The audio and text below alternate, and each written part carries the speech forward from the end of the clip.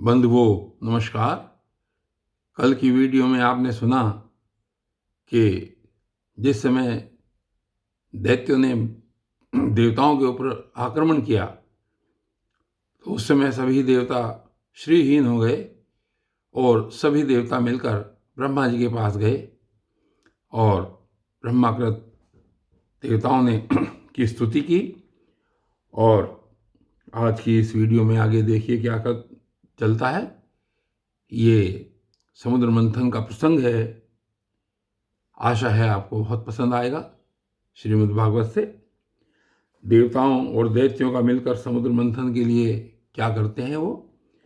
तो श्री सुखदेव जी कहते हैं कि परीक्षित, जब देवताओं ने सर्वशक्तिमान भगवान श्री हरि की इस प्रकार स्तुति की तब वे उनके बीच में ही प्रकट हो गए।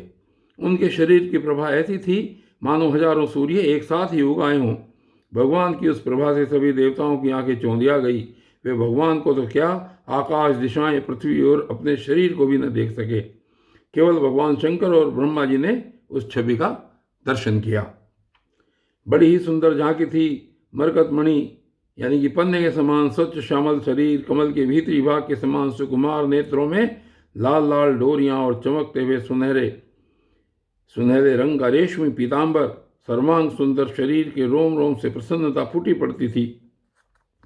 धनुष के समान टेढ़ी भुएं और बड़ा ही सुंदर मुख, सिर पर महामणिमय किरीट और भुजाओं में बाजूबंद, कानों के झलकते हुए कुंडलों की चमक पड़ने से कपोल और भी सुंदर हो उठते थे, जिससे मुख कमल खिल उठता था।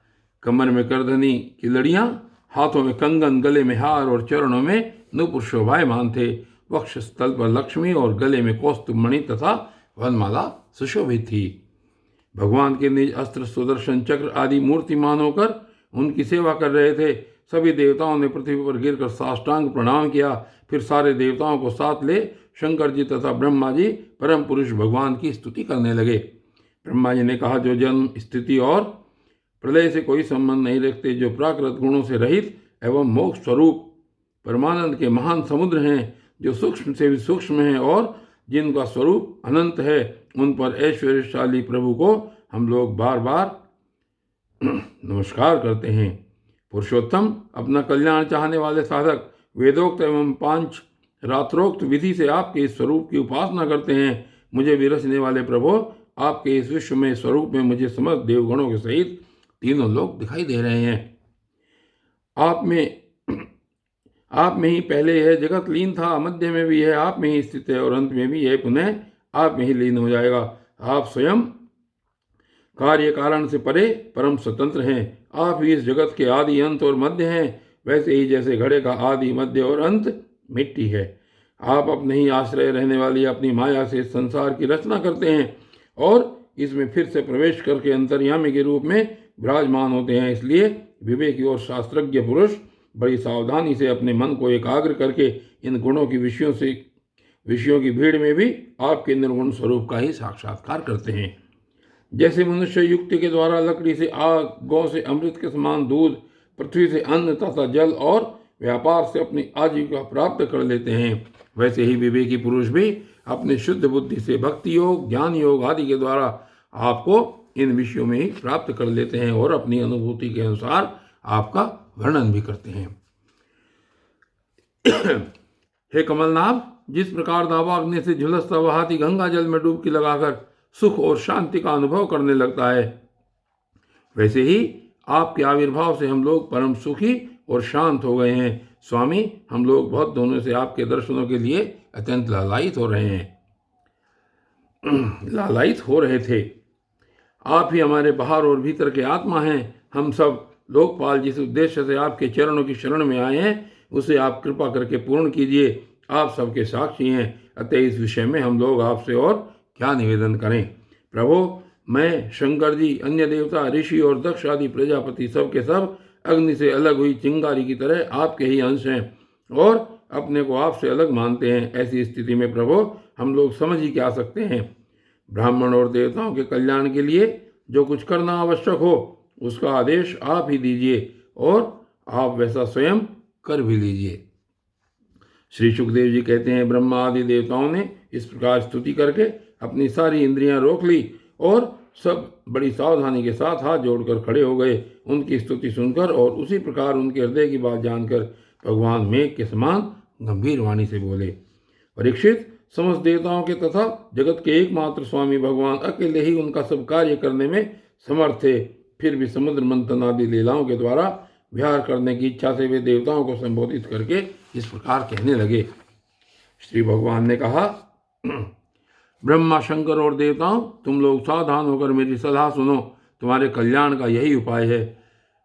इस समय असुरों पर काल की कृपा है, इसलिए जब तक तुम्हारे अभ्युदय और उन्नति का समय नहीं आता तब तक तुम दैत्य और दानवों के पास जाकर उनसे संधि कर लो।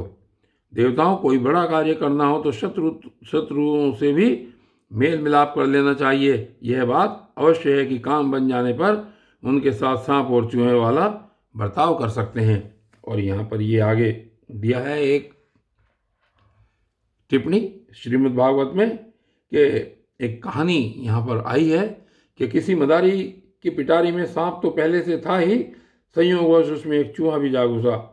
चूहे के भयभीत होने पर सांप ने उसे प्रेम से समझाया कि तुम पिटारी में छेद कर दो, फिर हम दोनों भाग निकलेंगे। पहले तो सांप की इस बात पर चूहे को विश्वास न हुआ, परंतु पीछे उसने पिटारी में छेद कर दिया। इस प्रकार काम बन जाने पर सांप चूहे को निगल गया और पिटारी से निकल भागा। तो ऐसे यहाँ पर एक उदाहरण दिया गया है कि तुम लोग बिना विलंब के अमृत निकालने का प्रयत्न करो। उसे पी लेने पर मरने वाला प्राणी भी अमर हो जाता है। पहले क्षीर सागर में सब प्रकार के घास, तिनके, लताएं और औषधियाँ डाल दो। फिर तुम लोग मंदराचल की मथानी और वासु की नाक की नेति बनाकर मेरी सहायता से समुद्र का मंथन करो। अब आलस्य और प्रमाद का समय नहीं है। देवताओं, विश्वास रखो, दैत्यों को तो मिलेगा केवल श्रम और क्लेश, परंतु फल मिलेगा तुम ही लोगों को। देवताओं, असुर लोग तुमसे जो जो चाहें सब स्वीकार कर लो। शांति से सब काम बन जाते हैं, क्रोध करने से कुछ नहीं होता। पहले समुद्र से कालकूट विष निकलेगा, उससे डरना नहीं, और किसी भी वस्तु के लिए कभी भी लोभ न करना। पहले तो किसी वस्तु की कामना ही नहीं करनी चाहिए, परंतु यदि कामना हो और वह पूरी न हो तो क्रोध तो करना ही नहीं चाहिए। श्री सुखदेव जी कहते हैं, परीक्षित, देवताओं को यह आदेश सुनकर पुरुषोत्तम भगवान उनके बीच में ही अंतर्धान हो गए। वे सर्वशक्तिमान एवं परम स्वतंत्र जो ठहरे, उनकी लीला का रहस्य कौन समझे। उनके चले जाने पर ब्रह्मा और शंकर ने फिर से भगवान को नमस्कार किया और वे अपने अपने लोगों को चले गए। तदनंतर इंद्रादि देवता राजा बलि के पास गए। देवताओं को बिना अस्त्र शस्त्र के सामने आते देख दैत्य सेनापतियों के मन में बड़ा क्षोभ हुआ। उन्होंने देवताओं को पकड़ लेना चाहा, परंतु दैत्यराज बलि संधि और विरोध के अवसर को जानने वाले एवं पवित्र कीर्ति से संबंध थे। उन्होंने दैत्यों को वैसा करने से रोक दिया। इसके बाद देवता लोग बलि के पास पहुंचे। बलि ने तीनों लोगों को जीत लिया था। वे समस्त संपत्तियों से सेवित एवं असुर सेनापतियों से सुरक्षित होकर अपने राज सिंहासन पर बैठे हुए थे।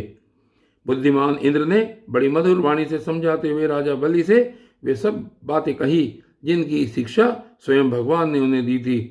वह बात दैत्यराज बलि को जच गई। वहां बैठे हुए दूसरे सेनापति शंबर, अरिष्टनेमी और त्रिपुर निवासी असुरों को भी यह बात बहुत अच्छी लगी। तब देवता और असुरों ने आपस में संधि समझौता करके मित्रता कर ली, और परीक्षित, वे सब मिलकर अमृत मंथन के लिए पूर्ण उद्योग करने लगे। इसके बाद उन्होंने अपनी शक्ति से मंदराचल को उखाड़ लिया और ललकारते तथा गरजते हुए उसे समुद्र तट की ओर ले चले। उनकी भुजाएं परीख के समान थी, शरीर में शक्ति थी और अपने अपने बल का घमंड तो था ही, परंतु एक तो वह मंदर पर्वत ही बहुत भारी था और दूसरे उसे ले जाना भी बहुत दूर था। इससे इंद्र, बलि आदि सब के सब हार गए। जब ये किसी प्रकार भी मंदराचल को आगे न ले जा सके, तब विवश होकर उन्होंने उसे रास्ते में ही पटक दिया। वह सोने का पर्वत मंदराचल बड़ा भारी था। गिरते समय उसने बहुत से देवता और दानवों को चकनाचूर कर डाला। उन देवता और असुरों के हाथ, कमर और कंधे टूट ही गए थे। मन भी टूट गया था। उनका उत्साह भंग हुआ देख गरुड़ पर चढ़े हुए भगवान सहसा वहीं प्रकट हो गए। उन्होंने देखा कि देवता और असुर पर्वत के गिरने से पिस गए हैं। अतः उन्होंने अपनी अमृतमयी दृष्टि से देवताओं को इस प्रकार जीवित कर दिया मानो उनके शरीर में बिल्कुल चोट ही न लगी हो। इसके बाद उन्होंने खेल ही खेल में एक हाथ से उस पर्वत को उठाकर गरुड़ पर रख लिया और स्वयं भी सवार हो गए। फिर देवता और असुर के साथ उन्होंने समुद्र तट की यात्रा की। पक्षीराज गरुड़ ने समुद्र के तट पर पर्वत को उतार दिया। फिर भगवान की विदा करने पर गरुड़ जी वहाँ से चले गए। और बंधुओं, आज की वीडियो में सिर्फ इतना ही, और कल की वीडियो में आगे क्या चलता है ये कल देखेंगे। तब तक के लिए धन्यवाद।